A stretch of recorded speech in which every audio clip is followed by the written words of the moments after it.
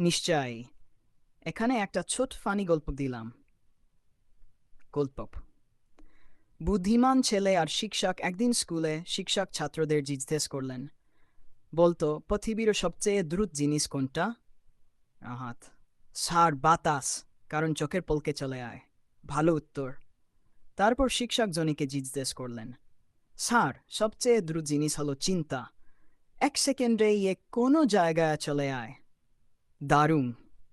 শেষে শিক্ষক রুবেলকে জিজ্ঞেস করলেন, স্যার, সবচেয়ে দ্রুত জিনিস হলো টয়লেট। কি? এটা আবার কিভাবে? কারণ স্যার, আমার একদিন খুব পেট ব্যথা হচ্ছিল। আমি টয়লেটের দিকে দৌড়াচ্ছিলাম, কিন্তু আমি পৌঁছানোর আগেই টয়লেট এসে আমাকে খুঁজে পেল। পুরো ক্লাস এসে লুটোপুটি। আপনি চাইলে আমি আরও মজার চারটা ছোট ছোট ফানি গল্প একসাথে দিই।